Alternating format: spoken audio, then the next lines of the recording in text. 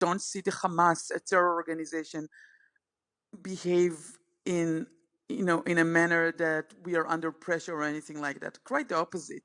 People thought that for the month of Ramadan, for the holy month of Ramadan, they would want to go into a ceasefire, taking care of their own people, not the Israeli hostages, which they don't care about, but these Gazan civilians who needs to have their own truce. But apparently, it's quite the opposite. For some reason, they probably want the war to go on because they think it will present Israel in a bad way or something.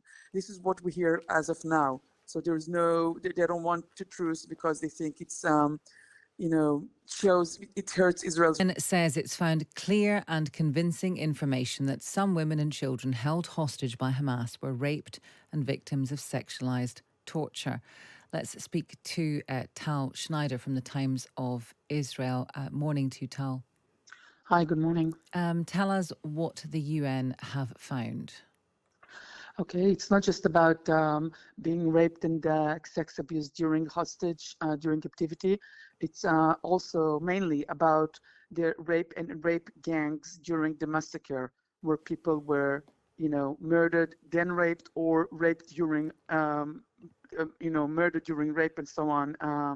There's plenty of evidence for that from eyewitnesses and from first responders who tried to save some of the women. By the way, it's not just women, also men were assaulted in such a sex assault way.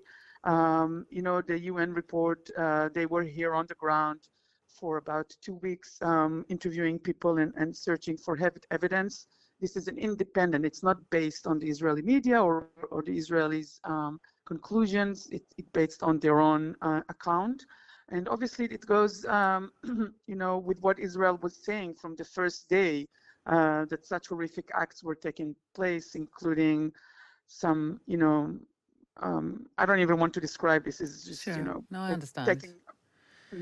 And, it's for the Israelis. I mean, they've been claiming it for a long time, and it seems to be that no one believed them at first. Even right now, as we speak, there is a huge wave of denial going on through the entire international community and world, specifically with the Arab world. They claim it's not true. So, I mean, it's an horrific account.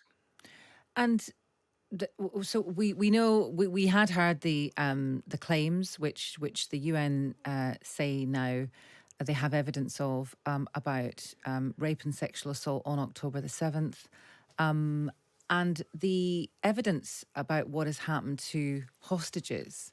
Right. That presumably coming from released hostages about what happened to them and what they saw happening to other people. Exactly.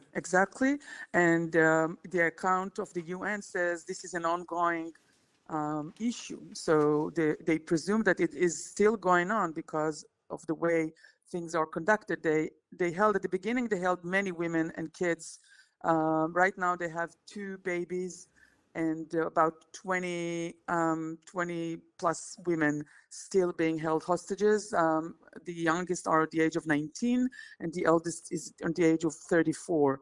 And the presumption is that those women are being, continuously assaulted during captivity. We don't have, of course, since the people that were released in about 100 days ago. So this is the latest evidence that we have. We don't know what's going on, obviously, right now. But the women that were discharged back in December, tell the UN officials what they saw and what they heard from other women that are still being held. And I suppose I'm wondering kind of why this stuff kind of takes so long, because when these people were released, I mean, of course they would have been traumatized and they want to be with their families, but is it surprising that it's taken this long for it to come out, or is this just the kind of the process that has to be gone through in terms of gathering evidence? So in Israel, it came out right away during the first 2 weeks after the massacre and after the release of some of the hostages. The entire media was filled with reports about that. Unfortunately, the international community chose at first not to trust those reports. So we don't know what's the reason for that. But, I think UK media and American media came out with investigative reports about that almost 2 months ago. So the UN, traveled to the region. It took them 2 weeks to meet with people, and they wanted to conduct an independent investigation. They wanted to talk to the people themselves, and they did so. So that's the reason it took some time. But obviously, then there is a problem of disbelief. They don't trust, for some reason, the Israeli women when they say we were raped, and that's very unfortunate. And what kind of impact do you think this UN report will have on the truce negotiations, ceasefire negotiations that are currently going on? First of all, I hope the UN will submit some sort of a legal action against those terrorists. But other than that, with respect to the negotiation, it's on the table at all times. I don't see the Hamas, a terror organization, behave in a manner that we are under pressure or anything like that. Quite the opposite. People thought that for the month of Ramadan, for the holy month of Ramadan, they would want to go into a ceasefire, taking care of their own people, not the Israeli hostages, which they don't care about, but these Gazan civilians who needs to have their own truce. But apparently it's quite the opposite. For some reason, they probably want the war to go on because they think it will present Israel in a bad way or something. This is what we hear as of now. So they don't want to truce because they think it's, it hurts Israel's reputation.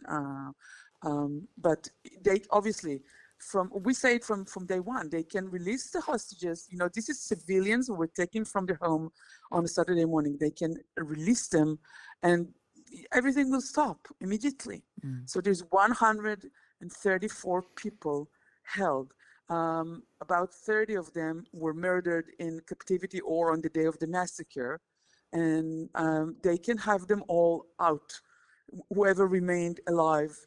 Also, other than the rape it is ongoing probably, we do have people who are being murdered in captivity.